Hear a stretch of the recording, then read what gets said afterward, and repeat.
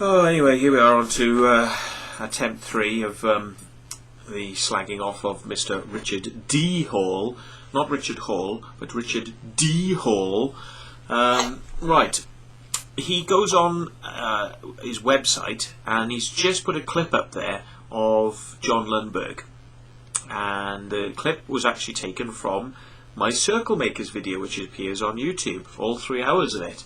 And this was originally shot by Grant Wakefield, but I was given permission to use this in my video, and it was originally filmed and parts of it shown in Croppies. Now, I actually put the whole interview with John Lundberg into Circle Makers, and the reason I did this is because the interview is quite interesting, and it shows the type of person that John is. You know, and it gives you a little bit of background. Now, the reason I didn't edit the interviews is specifically because I didn't want people to get the wrong impression about what the Circle Makers are like. And when you cut videos and you edit them and you whiz back and forth, you give people a wrong impression about the types of conversation you are having and the fullness of the conversation. Now, Richard D. Hall decides that he's going to take a little clip out of the Circle Makers video and put down type music, you know, you know, which is like all sinister type music in the background, you know, it's like, and then he's going, you know, here he is, he's lying because he giggles when he says that he doesn't make any money out of the crop circles. Well, I mean, what you've got to realise about John is a wind-up merchant, and he giggles laughing when he says he hasn't made any money out of the crop circles. I mean, you can take from it what you like. You know, at the end of the day, we all know that John has made money out of the crop circles. John has made more than most actually out of the crop circles, because John is one of the artists who actually promotes himself as somebody who will make any type of circle art that you want, you know, on commission. So he's worked for many advertising companies, he's worked for TV projects, he's worked for movies, he's done all sorts of work, and he's been paid for doing it. And a few of us out there have made a couple of quid here and there, maybe like 100 quid or something for doing a demonstration and spending our time, you know, doing something for a newspaper or whatever. But John has made quite a bit of money because he's actually promoting himself properly in the advertising world. And the types of figures that we all kind of think that John's probably made on occasion, which he splits out between his group, is probably about 10 grand, you know. So, you know, he has made money out of it. But yeah, he is a tongue-in-cheek character. He's a cheeky chappy, you know. And when you get him in an interview, he is going to sort of go a little bit, you know, we haven't made any money out of doing this.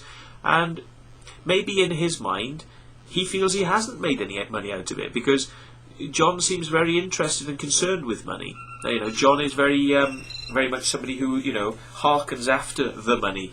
And maybe in John's mind, you know, and this is what you have to bear in mind is, you know, taken out of context, you can't work this out, but maybe John has actually got a feeling that he hasn't made much money out of it, you know, because when you split it down into costs that it costs him to go and do stuff, and hire the farmer, the field, and then break it down between 3 people, you might get like three grand a head, you know, because you've got three Circle Makers, or if you've got more Circle Makers, you're going to be splitting it out even more. So for a day's work for doing a big art project to get about 2 grand, maybe he thinks that he hasn't really earned much money out of it.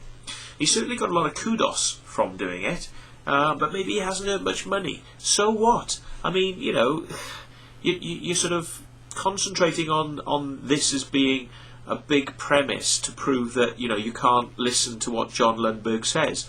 But, you know, John likes to wind people up.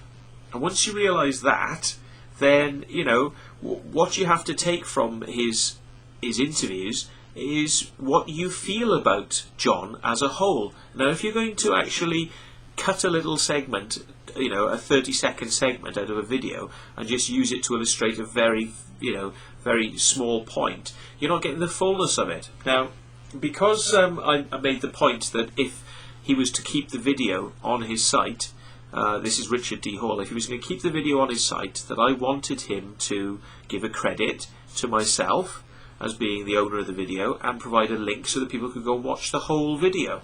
Yeah. So rather than do that, he's just pulled it. He just pulled the clip because no.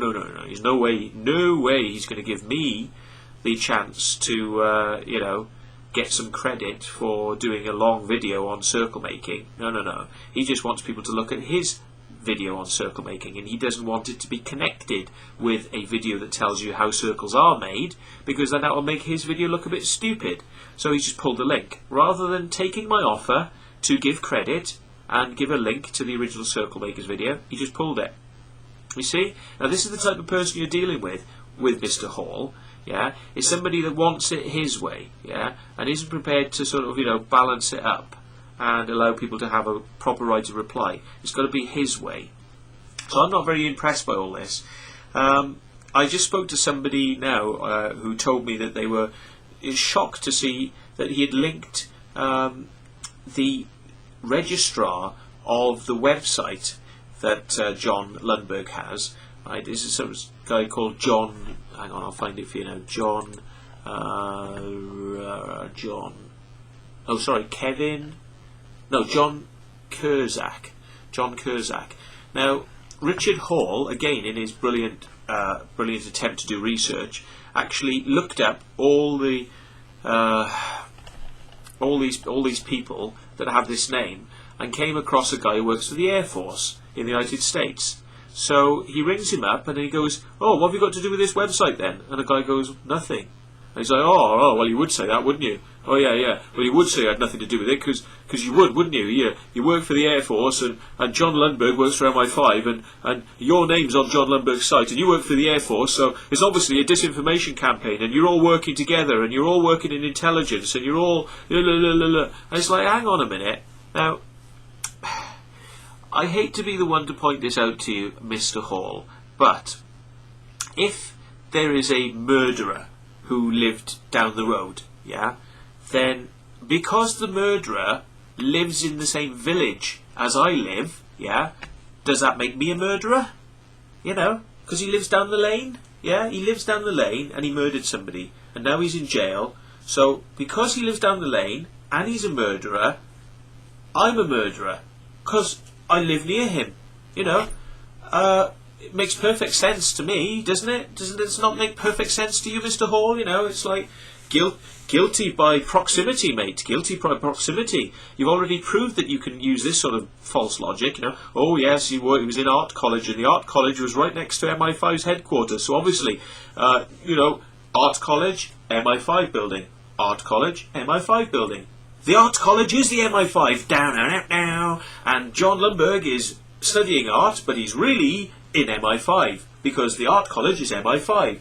Or John Lundberg goes to art college, but then he doesn't really go into the art college.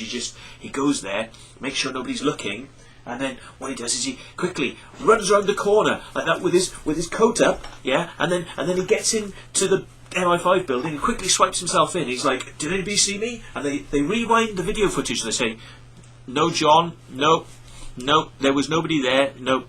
And they say, "But what you should do, John, is you should wear a disguise. Well, I think you should wear a beard in the future and some dark glasses and a hat and turn your collar up, mate, yeah, because you can't just walk into the art university next door. I mean, people are just going to spot you, mate. They're just going to spot you, and then they're going to see you going into MI5. Now, what you should do, John, is you should use the secret tunnel.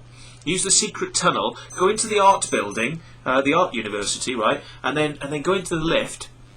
Swipe your secret identity card in the lift, and then you go down to a secret floor, yeah, and you come out, and then you can take one of the little golf buggies, and go through the tunnel into the MI5 building, and then you'll wake up on an island, and they'll call you number 6, yeah, and then you'll be a prisoner.